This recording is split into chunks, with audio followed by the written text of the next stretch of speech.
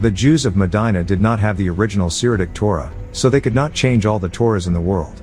Secondly, because Judaism was spread all over the world, there was no way possible for all Jews to meet together, bringing their Bibles, so that they could all be changed at one time. If they did change anything, it would have been the few Bibles that they had in their possession, which would have been detected as alterations sooner or later by others.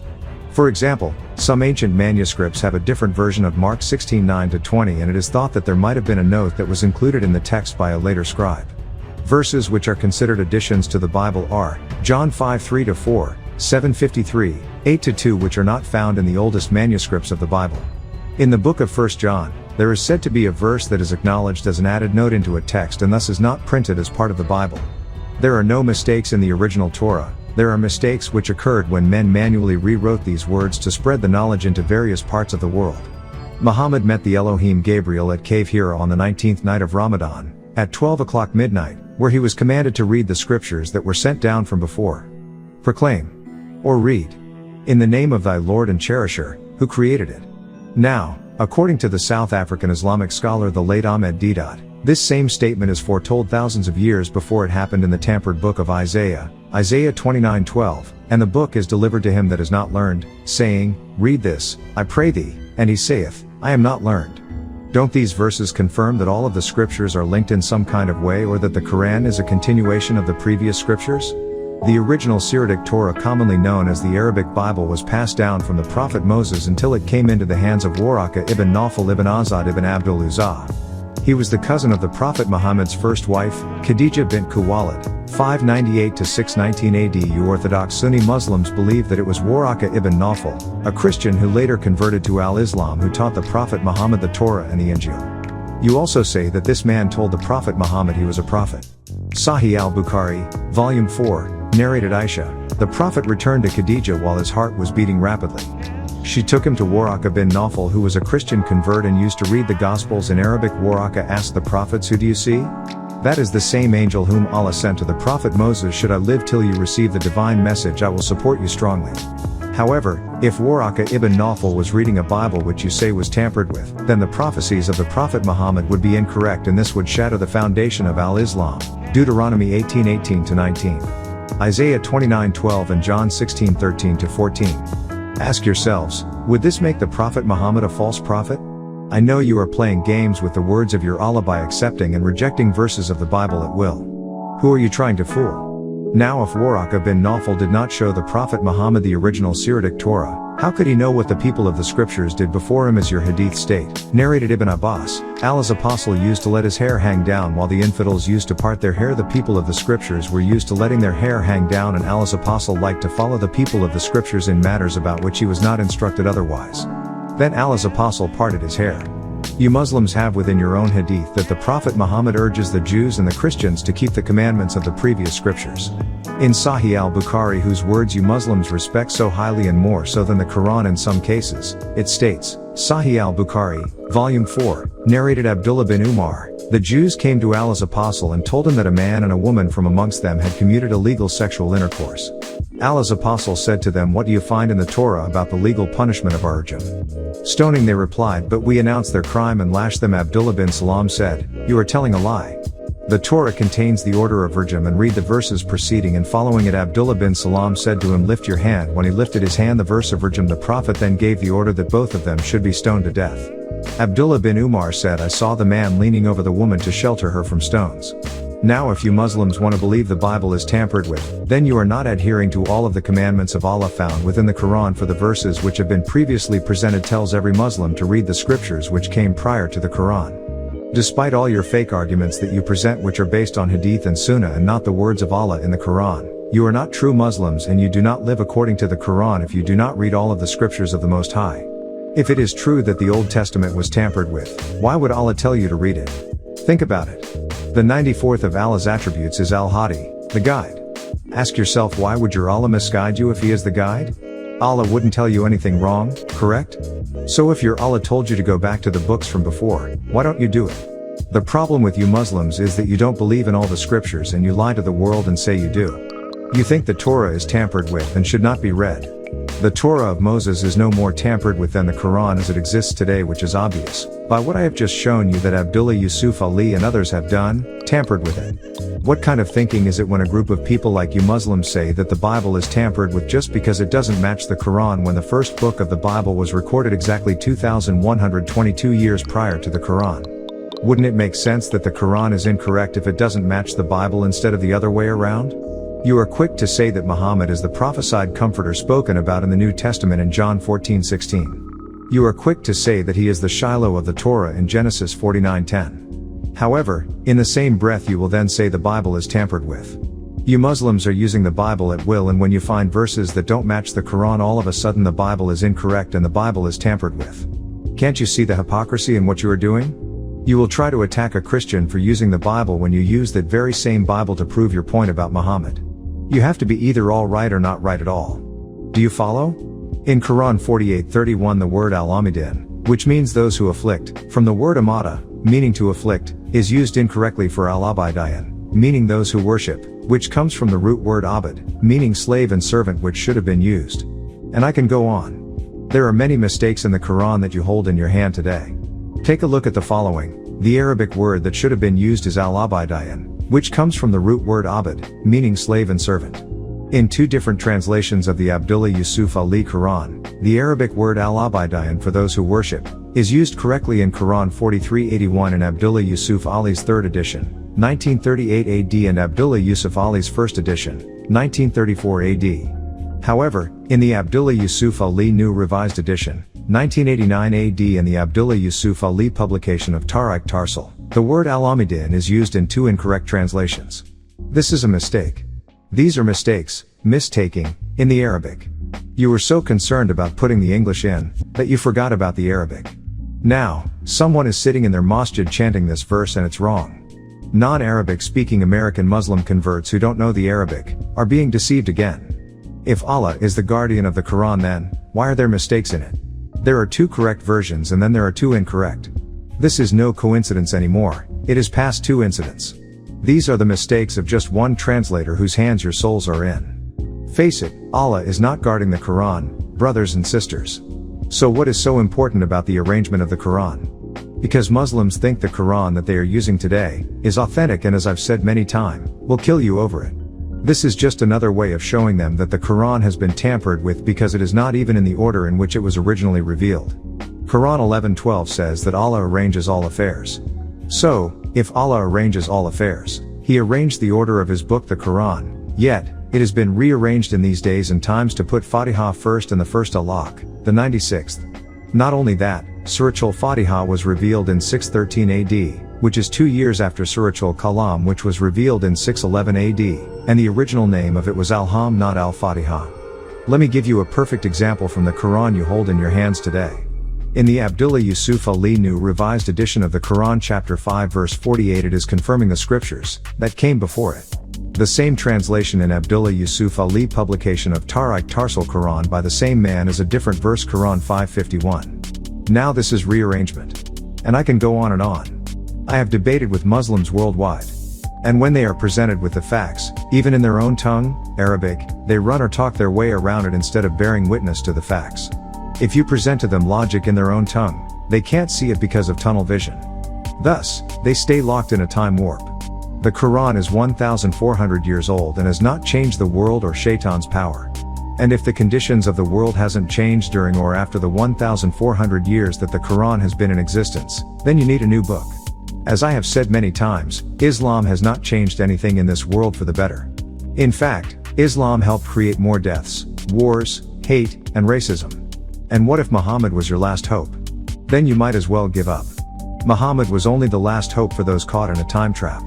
Having knowledge of the original Aramaic, Hebrew, Ashuric, Syriac, Arabic, and Greek languages is necessary, because you need to actually know the difference between the true meaning of words in the Bible and the Quran and what was added, subtracted, rearranged and changed.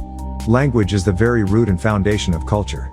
The destruction of a people's language has been one of the many ways in which they have been successful in destroying a culture. If people knew the language of the scriptures they live by, it would clear up many misunderstandings and misinterpretations. The problem with the biblical and Quranic scholars is that when translating, they pick and choose which words they want to translate. When people are ignorant in the original language of the Old Testament, New Testament and the Quran, it leaves them deaf, dumb, and blind when reading and trying to get an understanding of the scriptures. Also, so-called Arabic scholars, who profess to translate the Quran, created a system of grammar which gave birth to Arabic Fusha, classical Arabic. Now, many of them do not know Arabic Fusha, and therefore they cannot grammatically explain the words used. It was the so-called Arabic scholars that created this grammar system. Arabic Fusha did not exist in the original Quran. There were no nuqtas, dots, or vowels and the likes. The reading and reciting of the Quran is extremely difficult for the new converts to Islam who had never before experienced Arabic. The Islamic Empire, by the second half of the century after the Hijrah, had reached deep into India to the east, and much of North Africa to the west. It was expansion and its subsequent conversion of new nations that necessitated a simplification of the Arabic language. In this search for a simpler method of reading, it was understood that the pronunciation of words should be as flawless as possible and as close to the recitation of the Prophet Muhammad.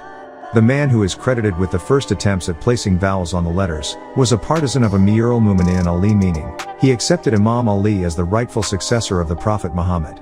Abul Aswad ad-Duwali began to put red dots in the letters which carried the three sounds. These marks were named after the condition of the mouth when they were articulated. Tanwayan, the doubling of a vowel, was notated by two dots at the side of the letter. This system was still to be perfected since there was nothing to indicate the differences between the letters themselves. Two students of Abul Aswad, Nazru ibn Asim and Yahya ibn Yamur, have been credited with the perfection of the system by the addition of diacritical points to the letters of the same form. By the 2nd century, however, the use of colored dots was replaced by the vowel markings that we know today. These were introduced by Al-Khalil ibn Ahmad.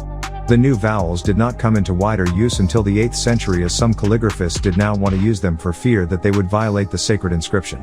Gradually, certain schools were established whose tradition as to this recitation of the Quran became authoritative systems. 7 reciters were chosen. This was based on the tradition of the Prophet Muhammad that there were 7 modes in which the Quran could be recited and that they were all acceptable. And now, with the classical Arabic replacing the Quraysh dialect, the true meanings were lost, which made room for a huge amount of interpretations and tafsirs. These so-called Arabic scholars speak dialects such as Egyptian, Sudanese, Moroccan, Syrian, etc. No one speaks in the elite language of the Quran, for example, as in English. No one speaks by using thy, thou, thine, etc. Arabic Fusha, classical Arabic, is the universal form of Arabic. Yet, it's rarely used anymore. Classical Arabic is becoming obsolete. 95% of the Arabic-speaking world would rather speak dialects and slang than classical Arabic. The language of the Quran today is classical Arabic, although it was not originally given to Muhammad in that language. Using English, a confusing and corrupted language, makes defining Arabic terms a difficult task. When one is without knowledge of the roots of Arabic words, various mistranslations in English Qurans are recorded. One sentence or ayat can be translated in many different ways. Take for instance, Quran 59:22 and the different variations by different translators. He is Allah, besides whom there is no God. Translated by Maulana Muhammad Ali, He is Allah, them whom there is no other God. Translated by Muhammad Marmaduke Pickthall, He is God beside whom there is no God. Translated by J. M. Rodwell, He is Allah, and there is no God. Translated by Maulawi Shirali, God is He, than whom there is no other God. Translated by Abdullah Yusuf Ali. And this is just a few. We know these various translators purposely distort meanings of words to appeal to specific schools of interpretation, such as Abdullah Yusuf Ali, whose translation is directed towards a concept of Islam, Maulana Muhammad Ali, whose translation is directed towards an Ahmadiyya concept, Muhammad Ali Habib, whose translation is directed towards a Shiite concept, etc. What is even more pathetic is that Muslims can't come together on a standard azan. They even debate about a simple call to worship. And what is sad is that animosity and division begin over simple differences like this one. And this is not to mention the fact that almost all Muslim sects have their own azan. Why is it that Muslims have more than one azan? Muslims are so confused that they can't even come together on one azan. The Sunni Muslims have their own, the Shiite sect and the Hanafi school of thought have one, and I could go on and on. Now, here are some examples of their various azans. The azan of the Sunni school of thought consists of the following. 1. Allahu Akbar, repeated 4 times. 2. Ashhadu an la ilaha illallah Allah, repeated 3 times. 3. Ashhadu anna Muhammad Rajul Allah, repeated 3 times. 4. Hayya ala al-salat, repeated 2 times. 5. Hayya ala al-falah, repeated 2 times, 6, al-salat khairan min al-naum, repeated 2 times, and 7, Allahu Akbar, repeated 2 times. On the other hand, the azan of the Shiites consists of these words, and varies in how many times they are to be repeated. 1. Allahu Akbar, repeated 2 times, 2. Ashhadu an la ilaha illallah Allah, repeated 2 times, 3. Ashhadu anna Muhammad Rasul Allah, repeated 2 times, 4. Hayya ala al-salat, repeated 2 times, 5. Hayya ala al-falah, repeated 2 times, 6. Hayya khairu al-amal, repeated 2 times, 7. Allahu Akbar, repeated 2 times, and 8. La ilaha illa Allah, repeated 2 times. Meanwhile, the azan of Hanafi sect of Mohammedans flows like this. 1. Allahu Akbar, repeated 3 times, 2. Ashhadu an la ilaha illallah Allah, repeated 2 times, 3. Ashhadu anna Muhammadan Rasul Allah, repeated 2 times, 4. Hayya ala al-salat, repeated 2 times, 5. Hayya ala al-falah, repeated 2 times, 6. Allahu Akbar, repeated 2 times, 7. La ilaha illa Allah, repeated once, and 8. Al-salat khairan min al-naum, repeated 2 times. Here is the sad thing about all 3 of these azans of the various Mohammedan schools of thought, is that none of them are following the hadith in which they quote more than their holy book, the Quran. That is the hadith of Abdullah b. Zaid. None of these azans repeat Allahu Akbar twice, or 3s as is mentioned, and these different sects have added new phrases that are not found in that hadith, or for that matter in none of the previous hadiths like al-salat khairan min al-naum, meaning the worship is better than sleep, and hayya ala khairu al-amal, meaning come to the best of work/deeds. Why are you as Mohammedans not following your own hadith, that you claim is correct, infallible and definitely, the divine sayings of your holy, beloved Prophet, and his companions? And to top all of this off, the azan is not even mentioned in your holy Quran, so Muslims take Muhammad's supposed words over their God Allah's words, which was given to them by way of Muhammad in their holy book the Quran. Muslims need to get it together. When the Quran was sent down, it was in the Quraysh dialect which Muhammad spoke. The original Quran was written in male, slanting, script. The male script is one of the oldest existing scripts to be used in the Quran. Part of this Quran was copied at Medina in the 8th century. Muslims teach that the Quran and Quran Arabic is unique, but how could Quran Arabic be unique if Quran 54:17 says, Wa lakwad yasrna al-Quran luld kikri fa hal min mutakir? If you can translate this verse from the Quran, you will see that Muslims are totally wrong. The Quran is not difficult or unique. The verse literally tells you, and the same chapter in the 22nd verse, if I might, that your God is being redundant, he is repeating himself. And not just twice but a 3rd time in verse 32 and in verse 40. So he repeats himself 4 times in one chapter. He really wants you to understand that this Quran was not easy to remember. He revealed it in the tongue of Muhammad in Quran 1997, that is in Muhammad's own tongue. You see, the Arabic says, Fa inama yasamahu by lisanika, and the word lisanaka is from the Arabic word lisan, meaning your tongue. Make note that the word lughat for language in Arabic is not being used here in the Quran. You also won't find the word lujud or darya, 2 words used for dialect in the Quran. So the word for dialect in the Quran is by lisanika, the ka, on the end of the word is for the male singular you. So they have made this Quran in Muhammad's own tribe of Quraysh, their particular dialect. Then again in Quran 44:58 it is repeated, this time they add both our tongue and made easy. Allah said, I sent this Quran in your tongue, Quran 44:58. When Gabriel told the Prophet Muhammad to read, Muhammad answered, Ma ana biqari'in, I am not a reader. The Prophet Muhammad was answering in the Quraysh dialect in which he spoke. If he had been speaking classical Arabic, Muhammad would have said, Ana lasta min al-Qari'in. El's Quran 64:58, original order, so we, Anunnaki, have Yazara made it, the Quran, easy, by using your, Ahmad's own, lisan, tongue, the Quraysh dialect, that perhaps they will be able to Yata Dakar remember it.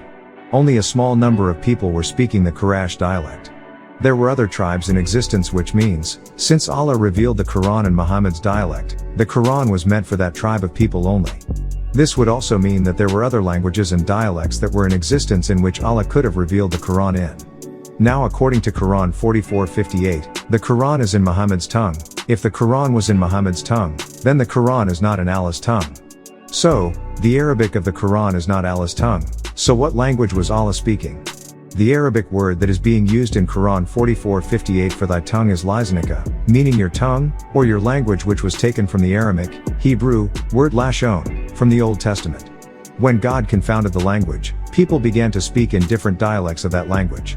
As a word, lisan means tongue as well as dialect. This is similar to the Arabic word lugatan, which means language.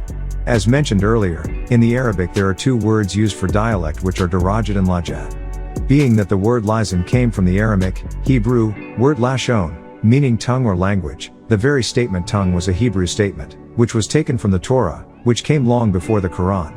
When you are speaking about tongues, you are talking about the very movement of the tongue of that particular dialect. It is not referring to the entire world's tongues. Tongue comes from the Old English word tanj, meaning speech. It is also a derivative from the Greek word, glossa, meaning tongue, a language in Revelation 10:11. So when Allah told Muhammad that he was sending the Quran down in Muhammad's tongue, which was the Quraysh dialect, Allah was admitting it was not the language that was being spoken in heaven, so the language of the Quran is not Allah's language and is unheavenly because it other than Allah's language. Thus, it is not unique. The very statement, verily, we have made this, Quran, easy in thy tongue, in order that they may give heed would not have been necessary, it would have been already understood, if they both spoke the same language. Think about this. So the question would be just exactly who is responsible for changing the Quran from the Quraysh dialect to what is being called Arabiya Fusha or Classical Arabic today. And why are all the prominent Islamic universities in the world teaching modem standard Arabic or Classical Arabic and not the Arabic of the Quran? Why are Muslims who speak Arabic learning from childhood to speak their own country's dialect? Take for instance in Morocco they say, Laba alaik, Esh hal, then in Egypt they say, Azayak, then in Saudi Arabia they say Shalom Sahadak. In Pakistan you hear Kayfahalik, then you have 100 words for water. The Quran uses ma, but Sudanese use moya, Egypt uses maya. Why is there a concentrated effort on the part of those who control what they are calling Islam today to keep people from studying and learning and speaking the Arabic of the Quran to the letter so that all Muslims born and raised would immediately grasp the meaning of this most sacred and holy book? Unless, the game is called monopoly. That is, a certain amount of elite or elders who take on a bunch of titles like the word Imam, a title that was given to Abraham in the Quran and was a Hebrew not a Muslim, unless you can show me somewhere in the Torah where Abraham says I am a Muslim, not the Quran 22:78 but the Torah. Quran 22:78 clearly states Ibrahim uwa yazmakam al-Muslimina min qabla, that translates simply that Abraham he is the one who named you Muslim from before, meaning before Muhammad's time which is from the year 570 AD to 632 AD. Now, you have the title Sheikh and Ulema, Ulana, Mufti, Qadi, and a bunch of other titles of men who want to be somebody, so they created these positions that they can control the minds of others. So without that, they would have to go and get a job like everybody else. They make sure no one else does any thinking on their own. If you do, you are an innovator, and a troublemaker. They start calling you all kind of names.